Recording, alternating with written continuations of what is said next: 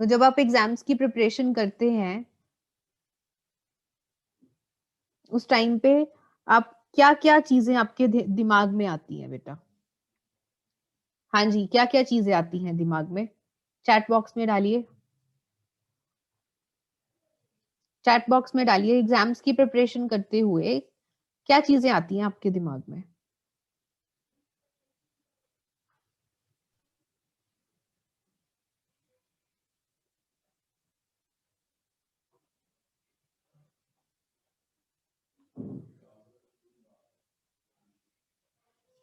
किस तरह से प्लान करते हैं आप अपनी एग्जाम्स की प्रिपरेशन के लिए?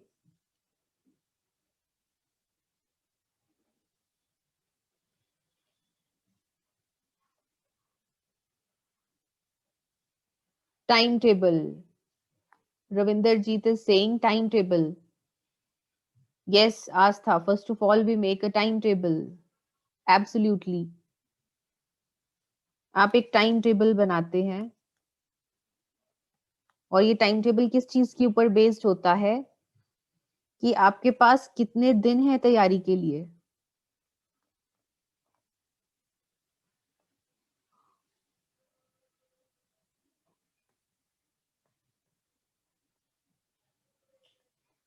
आपके पास प्रिपरेशन के लिए कितने दिन है, आपका टोटल सिलेबस कितना है, आप एक दिन में कितने आवर्स स्पेंड करेंगे, आवर्स पर डे, कितने घंटे की आप पढ़ाई करेंगे, हर सब्जेक्ट को आप एक दिन में कितने आवर्स डिवोट करेंगे। तो इस तरह से आप एक प्लान प्रिपेयर करेंगे और उस प्लान को प्रिपेयर करने के बाद आप आगे बढ़ेंगे अपने एग्जाम्स की प्रिपरेशंस के साथ। सिमिलरली जो एक ऑडिटर है वो भी अपना काम स्टार्ट करने से पहले एक प्लान क्रिएट करता है और उस प्लान के हिसाब से चलता है। अब मान लीजिए कि आप एक ऑडिटर हैं और आपको एक ऑर्गेनाइजेशन का ऑडिट का काम मिल गया, तो अब आप क्या प्रोसेस फॉलो करेंगे? ऑडिट प्रोसेस क्या होगा आपका? क्या क्या तैयारियां करेंगे बेटा आप कुछ इंफॉर्मेशन कलेक्ट करेंगे।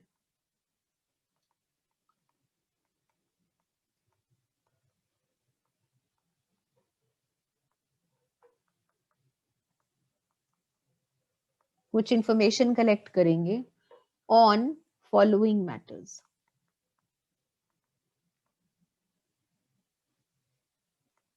इन चीजों के ऊपर आप कुछ जानकारी इकट्ठी करेंगे, फिर आप अपना ऑडिट का काम आगे बढ़ाएंगे।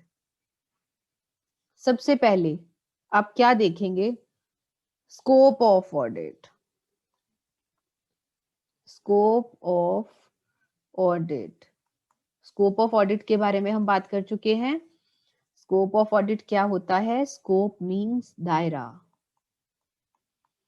जिस दायरे में रह के ऑडिटर को अपना काम पूरा करना है, that is known as scope of audit. तो सबसे पहले उसे ये देखना है कि उसको किस हद तक ऑडिट करना है। फॉर एग्जाम्पल, जब आप अपनी एग्जाम्स की प्रिपरेशन स्टार्ट करते हैं तो एग्जाम्स की प्रिपरेशन के लिए आपका स्कोप क्या होगा, क्या दायरा होगा? आपका जो सिलेबस है वो आपका दायरा होगा।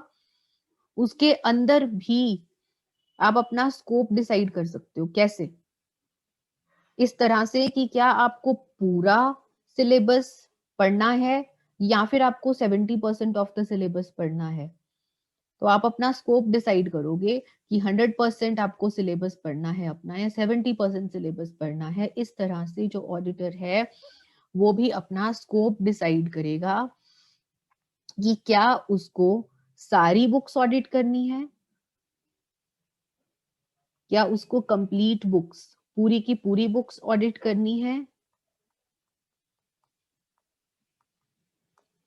या फिर उसको पार्शियल बुक्स ऑडिट करनी है। पार्शियल बुक्स मतलब पार्ट ऑफ द बुक्स, एक हिस्सा। क्या उसको पूरी बुक्स ऑडिट करनी है या फिर उसको कुछ बुक्स ऑडिट करनी है। इस तरह से वो अपना स्कोप डिसाइड करेगा। और स्कोप कैसे पता चलेगा भाई?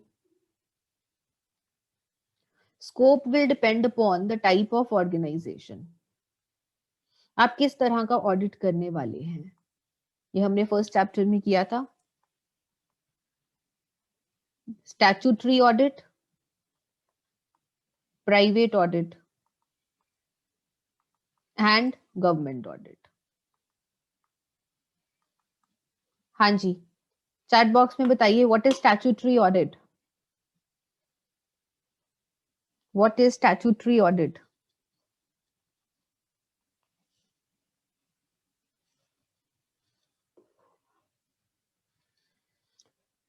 Statutory audit means by law.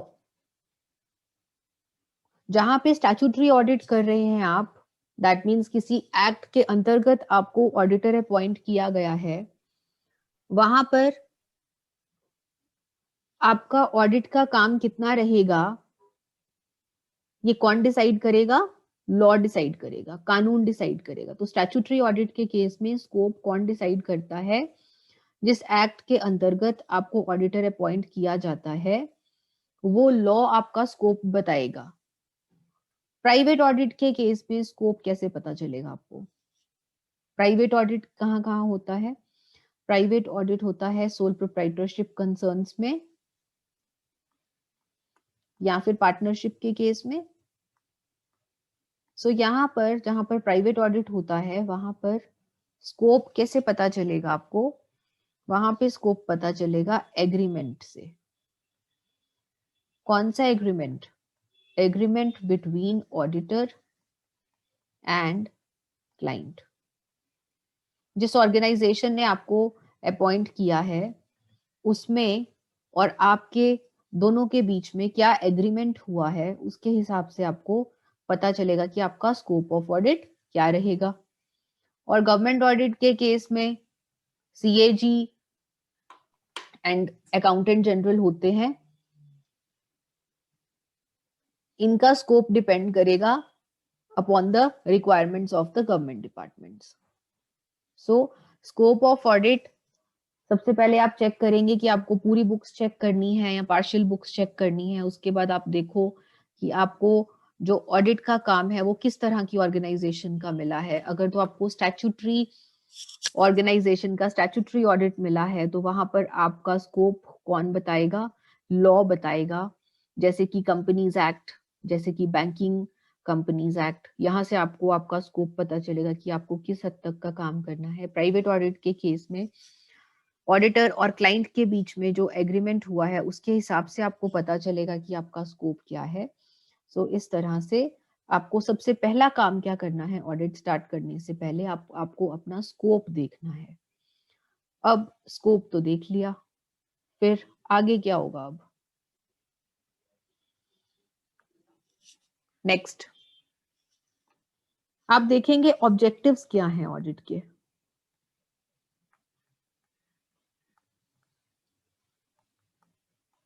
Objectives मतलब उद्देश्य। आप किस उद्देश्य से ऑडिट कर रहे हैं? आपको उद्देश्य कैसे पता चलेगा? आपके ऑडिट का उद्देश्य कैसे पता चलेगा? अपॉइंटर बताएगा बेटा। अपॉइंटर, अपॉइंटर कौन होता है? नियुक्त करने वाला।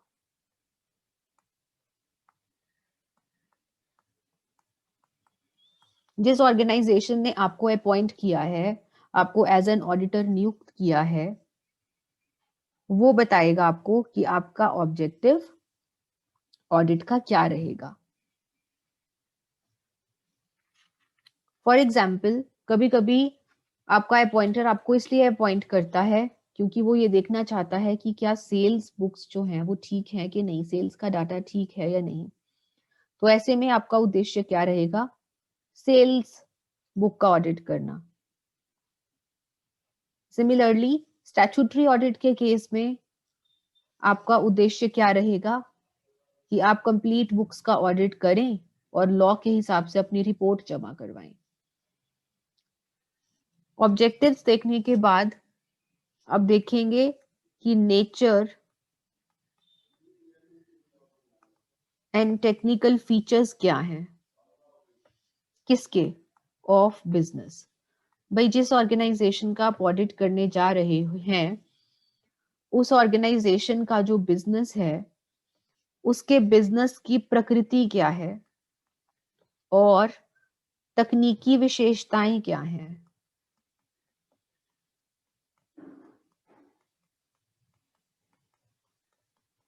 तकनीकी विशेषताएं क्या हैं। फॉर एग्जाम्पल आप ये चेक करेंगे कि कौन से गुड्स ट्रेड हो रहे हैं, गुड्स बीइंग ट्रेडेड, कि जिस बिजनेस में आप, जिस ऑर्गेनाइजेशन का आप काम ऑडिट करने जा रहे हैं उस ऑर्गेनाइजेशन का बिजनेस क्या है, वो ऑर्गेनाइजेशन किस तरह के गुड्स में डील करती है, उस ऑर्गेनाइजेशन का इनकम एंड एक्सपेंडिचर क्या है, इनकम एंड एक्सपेंडिचर के सोर्सेस क्या हैं, कहां से उसको इनकम कहां से आती है, उसका खर्चा कहां कहां होता है, ये देखना है आपको।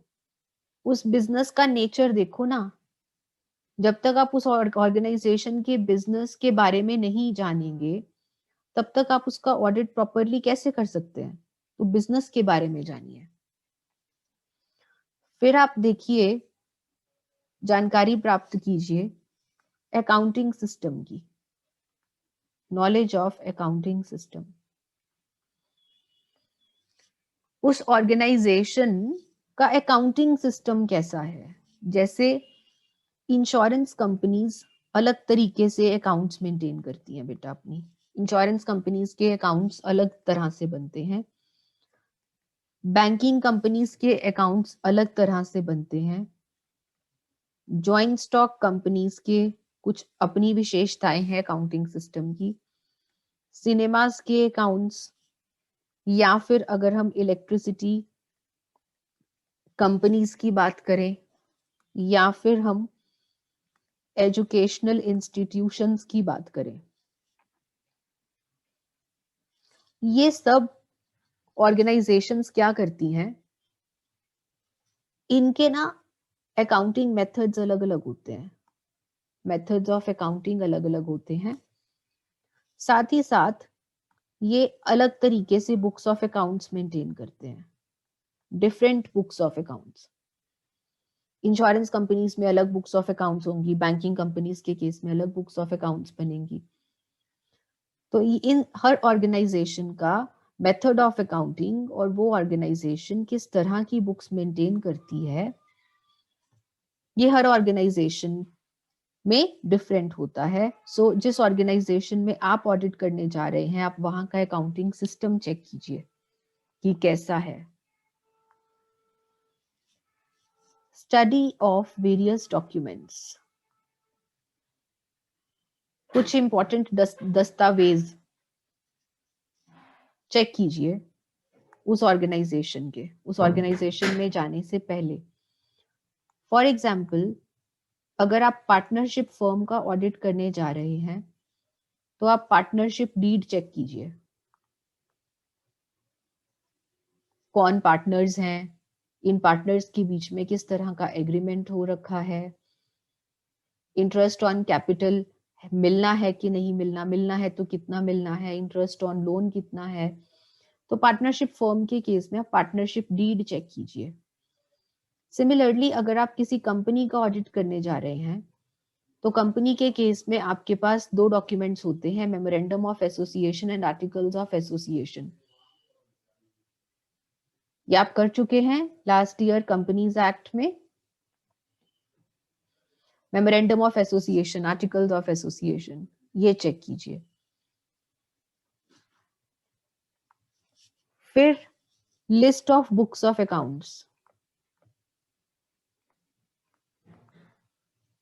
एक ऑर्गेनाइजेशन कौन कौन से बुक्स ऑफ अकाउंट्स मेंटेन करती है और उन बुक्स को मेंटेन करने के लिए किस किस की ड्यूटी लगी है, ये चेक कीजिए। फॉर एग्जाम्पल मान लीजिए कैश बुक मेंटेन कर रहे हैं mister A, sales book maintain कर रहे हैं mister B, purchase book maintain कर रहे हैं मिस्टर सी। सो इस तरह से उस ऑर्गेनाइजेशन में कौन कौन से बुक्स ऑफ अकाउंट्स बन रहे हैं और उन बुक्स ऑफ अकाउंट्स को बनाने की ड्यूटी किस किस की है, आप ये लिस्ट ऑब्टेन कीजिए। ये करने के बाद आप स्टडी कीजिए of what, study of system of internal check.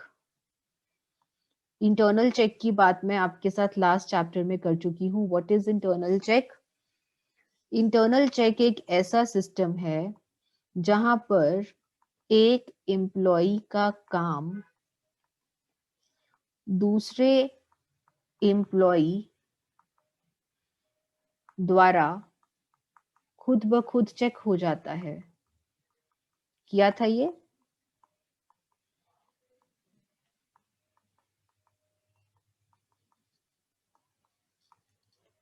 तो आप देखिए कि इंटरनल चेक सिस्टम कैसा है उस ऑर्गेनाइजेशन का। अगर तो वर्क प्रॉपरली डिवाइडेड है, if work is properly divided, काम का विभाजन अच्छे से हो रखा है, तो वहां पर आप कहेंगे कि जो इंटरनल चेक सिस्टम है वो सेटिस्फैक्टरी है, संतोषजनक है। और अगर काम प्रॉपरली डिवाइडेड नहीं है तो इंटरनल चेक सिस्टम सेटिस्फैक्टरी नहीं है। और जहां पर इंटरनल चेक सिस्टम अनसेटिस्फैक्टरी है, असंतोषजनक है,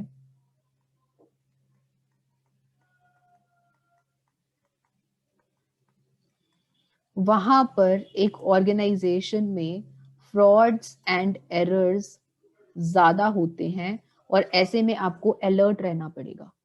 आप जिस ऑर्गेनाइजेशन में ऑडिट करने जा रहे हैं, अगर वहां पर इंटरनल चेक सिस्टम अनसेटिस्फैक्टरी है, एक एम्प्लॉय का काम दूसरे एम्प्लॉय द्वारा प्रॉपरली चेक नहीं हो पाता, तो वहां पर आप मान लीजिए कि फ्रॉड्स एंड एरर्स की संभावना ज्यादा है और वहां पर आपको ज्यादा अलर्ट रहना पड़ेगा।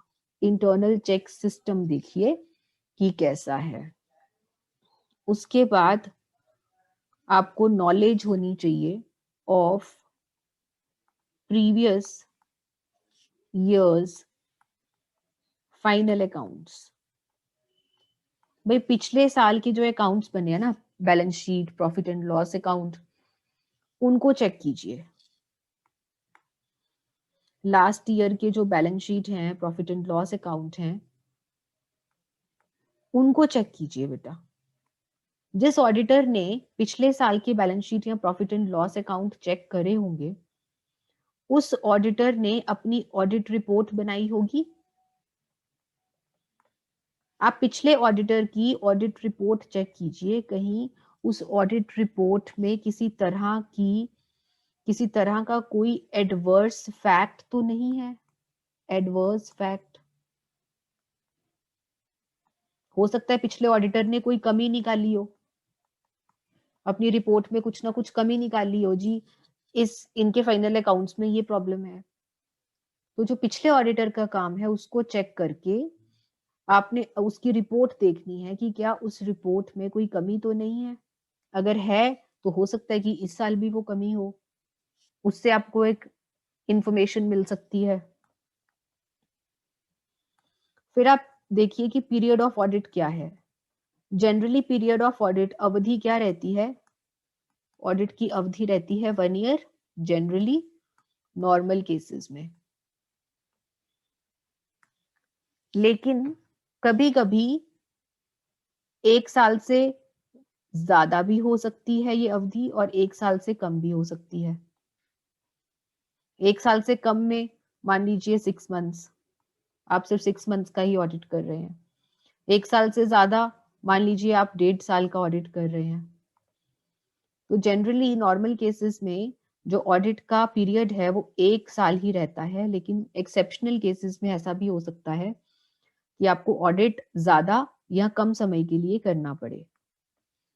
वो देखिए आप कि पीरियड ऑफ ऑडिट क्या है। उसके बाद आप इंस्ट्रक्शंस दीजिए टू द अपॉइंटर, जिसने आपको नियुक्त किया है।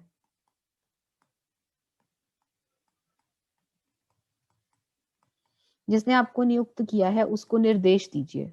क्या निर्देश दीजिए?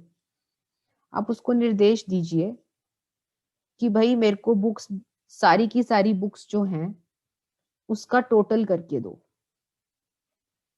बुक्स टोटल करके मेरे को ट्रायल बैलेंस बना कर दो, क्योंकि ट्रायल बैलेंस बनाना तो ऑडिटर का काम नहीं है। और साथ ही साथ मेरे को फाइनल अकाउंट्स बना के दो। फाइनल अकाउंट्स क्या होते हैं? Profit and loss and balance sheet. Auditor का काम फाइनल अकाउंट्स बनाना नहीं होता। फाइनल अकाउंट्स बनाना ऑर्गेनाइजेशन का ही काम है। ऑडिटर का काम सिर्फ फाइनल अकाउंट्स को चेक करना है। तो ऑडिटर कहेगा भाई मेरे को ये सब चीजें मुहैया करवाओ। साथ ही साथ मेरे को सारे के सारे वाउचर्स दो, वो भी सीरियली अरेंज्ड। सीरियली अरेंज्ड मतलब 1 2 3 4 5 6 सीरियल ऑर्डर वाइज मेरे को सारे वाउचर्स प्रोवाइड करवाओ। मेरे को एक लिस्ट दो जिसमें सारे के सारे डेटर्स और क्रेडिटर्स की जानकारी मिले मुझे। साथ ही साथ मेरे को लिस्ट दो बैड डेट्स की। जो भी बैड एंड डाउटफुल डेट्स हैं उनकी लिस्ट प्रोवाइड करवाओ। ऐसे एक्सपेंसेस जो कि आउटस्टैंडिंग एक्सपेंसेस हैं, जो ड्यू हो चुके हैं आपने पे नहीं करे, या फिर प्रीपेड एक्सपेंसेस जो ड्यू अगले साल होने थे आपने अभी पे कर दिए, या फिर एक्रूड इनकम्स, इनकम्स जो ड्यू हो गई हैं लेकिन मिली नहीं, इनकी लिस्ट आप लीजिए अपॉइंटर से। आप लिस्ट लीजिए इन्वेस्टमेंट्स की। भाई उस ऑर्गेनाइजेशन ने कहां कहां निवेश कर रखा है, शेयर्स में, डिबेंचर्स में, उनकी इन्वेस्टमेंट्स की लिस्ट लीजिए। और साथ ही साथ आप लिस्ट लीजिए डायरेक्टर्स की। उस कंपनी में डायरेक्टर्स कौन है या फिर उस कंपनी के मालिक कौन है, उनके नेम्स क्या हैं, उनके एड्रेसेस क्या हैं। इस तरह के और मैटर्स हैं, और भी कुछ मैटर्स जिनके बारे में आप जानकारी प्राप्त करना चाहते हैं, वो आप ऑडिटर और अपॉइंटर को, उस ऑर्गेनाइजेशन को बता दीजिए भाई मेरे को ये सब चाहिए। तो ये सब डेटा आप अपने पास संभाल के रखिए। उसके बाद ये सब आने के बाद आप काम बांटिए। Division and distribution of work. सबसे पहले तो आप काम को, पूरे काम को विभाजित कीजिए। काम को अलग अलग हिस्सों में डिवाइड कीजिए, भाई क्या क्या चेक करना है। उसके बाद काम डिवाइड करने के बाद आप उस काम को बांट दीजिए। भाई आप अकेले तो काम नहीं कर सकते ना, आपको काम बांटना पड़ेगा। ये है एक ऑडिटर। इस ऑडिटर के अंडर असिस्टेंट्स होते हैं बेटा। असिस्टेंट्स कौन होते हैं? सहायक। ये जो असिस्टेंट्स हैं वो या तो जूनियर असिस्टेंट हो सकते हैं या सीनियर असिस्टेंट हो सकते हैं। तो आप ये जो काम है वो जूनियर और सीनियर असिस्टेंट्स में डिवाइड कर दीजिए। अपना अपना काम करके ये आपको रिपोर्ट जमा करवा देंगे, और इसके ऊपर बेस्ड, इनके काम के ऊपर बेस्ड आप अपने ऑडिट की रिपोर्ट बनाएंगे। ठीक है जी। सो जो भी ऑडिटर का काम है वो ऑडिटर अपने सहायकों को बांट देगा और उनसे काम करवा के अपनी रिपोर्ट तैयार करेगा। Audit program. Audit program, program means कार्यक्रम। ये सब जानकारी प्राप्त करने के बाद अब आप एक कार्यक्रम, एक प्रोग्राम क्रिएट करेंगे कि आपको अब अपना काम किस तरीके से करना है। आप कौन सी टेक्निक्स फॉलो करेंगे, कितने टाइम के अंदर आप ये काम खत्म करेंगे। एक ऑडिट प्रोग्राम क्रिएट करेंगे। ऑडिट प्रोग्राम हमारा नेक्स्ट टॉपिक है इस चैप्टर का। ठीक है जी। सो क्या है audit process and audit program में जब आप एज एन ऑडिटर अपॉइंट हो जाते हैं तो सबसे पहले आप ऑडिट की तैयारी करेंगे, प्रिपरेशन करेंगे, और ऑडिट की प्रिपरेशन करते हुए आप ऑडिट प्रोसेस सबसे पहले देखेंगे कि क्या है। ऑडिट प्रोसेस करते हुए आप कुछ जानकारी प्राप्त करेंगे। आप एकदम से ऑडिट स्टार्ट नहीं करेंगे, आप उस ऑर्गेनाइजेशन के बारे में कुछ जानकारी हासिल करेंगे। जैसे कि आप सबसे पहले देखेंगे कि आपके ऑडिट का दायरा कितना है, आपको कौन सी बुक्स ऑडिट करनी है, आप किस ऑर्गेनाइजेशन का ऑडिट कर रहे हैं। अगर आप स्टैट्यूटरी ऑडिट का ऑडिट कर रहे हैं तो आपको आपका दायरा बताएगा वो कानून। अगर आप प्राइवेट ऑडिट कर रहे हैं तो आपको आपका दायरा बताएगा कौन, एग्रीमेंट। फिर उसके बाद आप देखिए कि ऑडिट का उद्देश्य क्या है। ये जानने के बाद आप देखिए कि जो बिजनेस है वो किस तरह का काम करता है, कौन से गुड्स ट्रेड करता है, उसकी इनकम एंड एक्सपेंडिचर के सोर्सेस क्या हैं, बिजनेस के बारे में जानकारी हासिल कीजिए। वो ऑर्गेनाइजेशन अकाउंटिंग सिस्टम कौन सा फॉलो करती है, कौन से बुक्स ऑफ अकाउंट्स मेंटेन करती है, इस बारे में जानकारी हासिल कीजिए। उस ऑर्गेनाइजेशन के कुछ इंपॉर्टेंट डॉक्यूमेंट्स जो हैं उनके बारे में जानिए। बुक्स ऑफ अकाउंट्स कौन कौन से हैं और उन बुक्स ऑफ अकाउंट्स को कौन कौन मेंटेन कर रहा है, इस बारे में इंफॉर्मेशन लीजिए। उस ऑर्गेनाइजेशन का इंटरनल चेक सिस्टम कैसा है ये आपको पता होना चाहिए। पूरा पिछले साल के final accounts, period of audit कितना है, उसके बाद आप इंस्ट्रक्शंस दीजिए ऑडिटर को, अपॉइंटर को। लास्टली आप काम डिवाइड कीजिए एंड ऑडिट प्रोग्राम डेवलप कीजिए। This is your audit process. कल से हम स्टार्ट करेंगे ऑडिट प्रोग्राम। मैम